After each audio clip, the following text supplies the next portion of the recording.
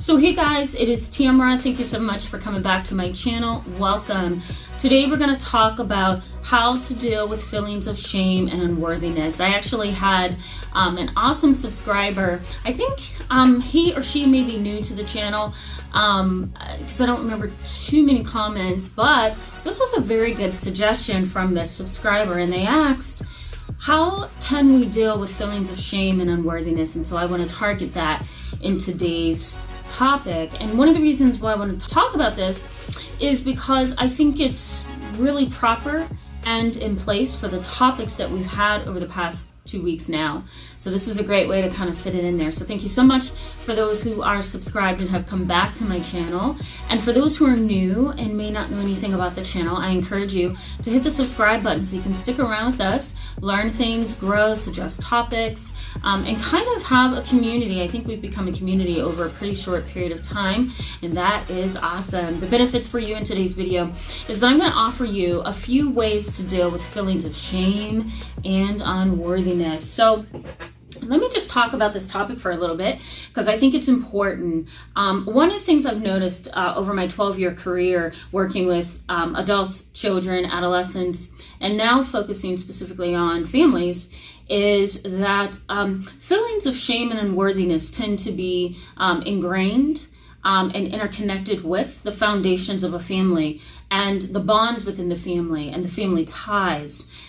Feelings of shame and self-doubt and unworthiness can also stem from intergenerational trauma, and especially for those people of color who have a long history of slavery and segregation and racial battle fatigue. I talked about that in this video up here a couple weeks ago. So in families like that, you know, they're facing all of those different things, intergenerational trauma is at the core, as well as feelings of inadequacy that's tied to those topics that I just mentioned. Okay, so feelings of shame and unworthiness really do have a foundation not only within the family, but again, within one's culture. It can also stem from your social environment, right? Have you been bullied? Have you been harassed? Have you been raped? Have you been racially profiled against, right? What do you see on the news about your culture? What are you going to work and overhearing and dealing with and experiencing, right? So those things also have some kind of an impact on your self-identity and who you think you are. And how you see yourself interacting and connecting with the world around you. There's also a concept known as internal and external locus of control. Depending on which one you fall more towards, internal locus of control or external locus of control will determine how you see yourself within the world, okay? It determines your self-efficacy, internal locus of control is the idea that I possess what I need to possess to succeed. I possess what I need to possess to succeed. And my life is dependent upon the decisions I make, my morals, my ethics, my goals. An external locus of control basically says that things outside of me controls my fate.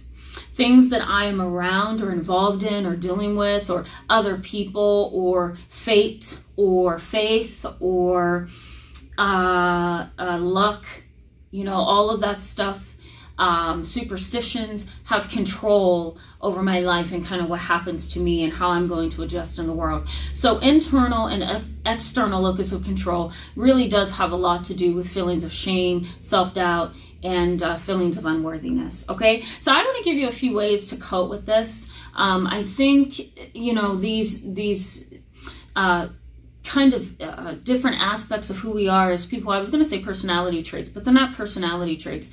But these different pieces of who we are, we're like a big completed puzzle, and there's all these different pieces. And sometimes when we're broken, whether that's by our family environment, our social environment, our work environment, our own self-doubts, whatever, when we're broken apart, we have to pick and pull the pieces back together And the first way to do that is by utilizing coping skills, coping skills. And another way to do that is to hone in and focus in on specific things that you can do to make a change in your life and in your world. So the first thing that I suggest is what's called a timeline.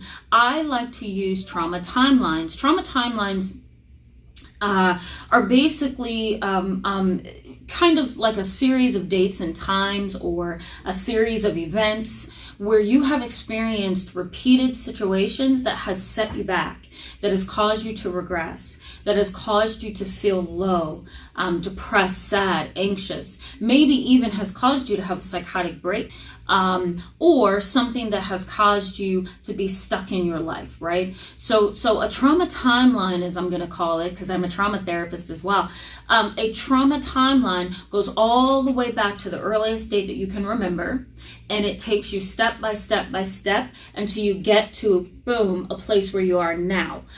So you get a chance to explore on that timeline what influenced you, what may have changed you, what may have defeated you, what may have caused you to feel a certain way, think a certain way, act a certain way, right? What happened in this situation and that situation.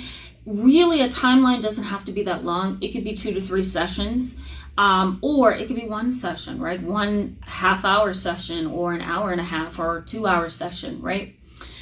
So a timeline can be very helpful. The next thing that I suggest, if you want to get past these feelings of shame and unworthiness, and you want to find some foundation that gives you confidence, I say focus and hone in on objectivity and facts. What are you doing in your life right now that makes you successful? Do you have a really good job? Are you going to school? Are you a fighter? Are you able to fight back in your life when you need to, right? Are you proud of your heritage?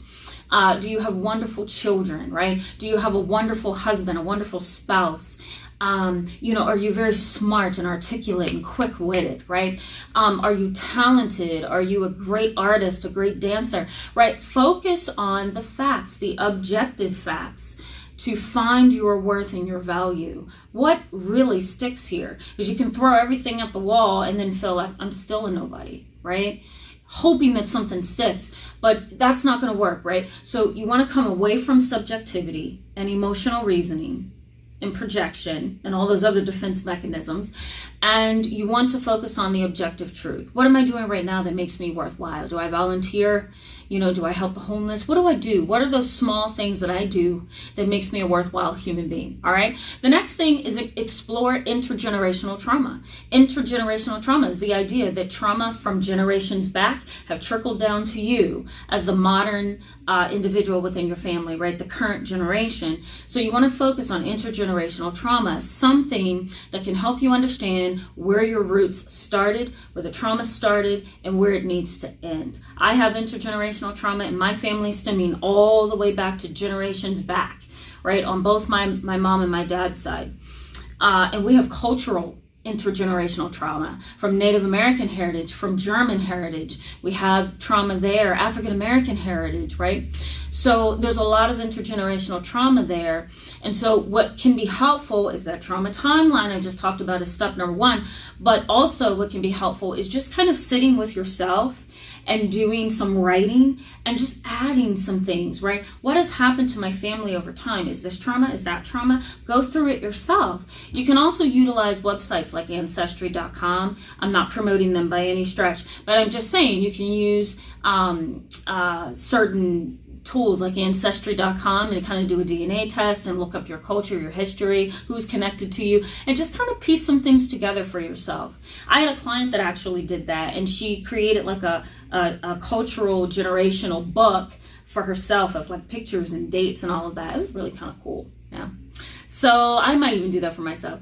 But so I suggest that, all right? The next thing that I suggest is counseling and psychotherapy. I know a lot of you have most likely had a therapist and you're like, nope, I'm turned off, no thank you. Or maybe you had a wonderful therapist who was just really smart and astute. But, whatever your case is, I do encourage psychotherapy. Psychotherapy can be helpful. You can sit and talk with somebody who has experience in studying human behavior, thought patterns, personality, and you can go to this therapist and say, okay, here's what's on my mind, here's what's on my heart, please help me make sense out of this. It can also be a great way to find validation from somebody who's experienced and can kind of help you weed through the chaos. All right, so counseling and psychotherapy. The next thing is focus on your negative self-talk and your negative attributions, right? What are you saying to yourself on a daily basis? I'm not good enough. I'm not smart enough. I'm not pretty enough. I'm not talented enough. I'll never be educated. I'll never be able to get through this divorce. I'll never be able to raise my kids to be wonderful adults in this world, right? I'm never going to be happy. Those statements are considered cognitive distortions or negative self-talk. And I'll do a video where I talk about cognitive distortions so you'll know all of the different thinking errors that we do have and how they influence us. So stay tuned for that video. I might do that as a Friday video. But negative self-talk and negative attributions are extraordinarily important. And so if you're saying negative things to yourself, you really are just abusing your inner person. It's abuse to yourself. It's self-abuse, okay? But lastly, okay, this is important, and I want to point this out because I've had a couple people email me about this. Lastly, we have medication. Medication. You might be wondering, how can medication help me get over feelings of unworthiness and self-doubt and shame? Well, here's how. Shame, self-doubt, and unworthiness often is a recipe of depression. It's often a recipe of bipolar disorder. It's often a recipe with things like suicidal thoughts and trauma, post-traumatic stress disorder. Those diagnoses, mental illnesses, disorders really do have as a criteria shame, self-doubt, and feelings of unworthiness. Sometimes if your depression is way up here, then your self-doubt is going to be way up here as well, if not higher than the depression, okay? But once you start taking medication, depending on what it is and the milligrams and all of that stuff, your depression will go down, and so will your feelings of shame and unworthiness and self-doubt. And the reason why it does that is because the depression in and of itself is a chemical imbalance within the brain. It's also a psychological process and emotional process. And so once you get those things in check and you start adding the chemicals to your body with the medication that's going to help stabilize you, then your shame, your self-doubt, your feelings of unworthiness, your negative self-talk, your negative attributions, those thinking errors will be reduced, and it won't be as overpowering as maybe they are when you're not on the medication. Another thing that you can add to that if you're not a big med person, because I'm not a med pusher, but I do like to say, look, it might be necessary right now. But another way to kind of tackle this area without going to medication would be nutrition. So maybe meeting with a nutritionist or going to your PCP and asking for a dietitian or somebody that can help you incorporate vegetables and fruits and green leafy foods within your diet, right? So for example, spinach has tons of iron and calcium, and iron has some kind of connection with brain function, okay? And studies have suggested that spinach, the vitamins and the nutrients in spinach can actually have a positive influence on depression symptoms, okay? Magnesium also has a powerful influence on brain chemistry as well. B12, B6, and super B complex. Those are all vitamins that we need on a daily basis. A good smoothie of a bunch of berries mixed together with some spinach, some ginger, that is also a good recipe, right? That kind of reduces the depression. It kind of bolsters your energy, right? You're getting tons of vitamins. So kind of look into this, guys. The keto diet is another interesting thing. I've thought about the keto diet for myself, and I'm just scared to death to try it. But you can try it in increments or in steps, right? So, try maybe a keto breakfast and eat, normal the rest of the day, or try a keto snack and eat, so you can try something. But if you don't want to go to the medication, try the nutrition part of things. That might be helpful for you too. And let me show you what I'm doing. I'm actually drinking V8 juice, okay? So let me just make sure you can see that. Okay, so V8 juice, I drink this on a daily basis. It's awesome because it is only 30 calories, guys. I don't know if you can see that. I am cheating here because I have a Starbucks drink or Dunkin' Donuts. I'm not promoting that either by any stretch.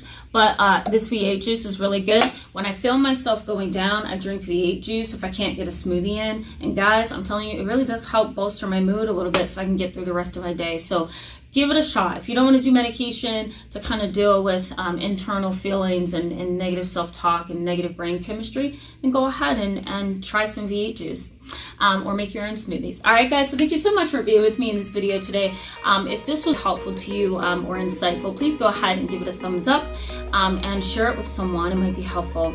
I look forward to coming back on Monday and talking about some other topics. I'm going to get to all of your requests, guys. Be patient with me. I'm so excited to talk about the things that you guys have suggested, but it's a lot. So I'm going to try to tackle some of that stuff before August gets here. So stick around with me. All right, I will see you soon. Bye-bye.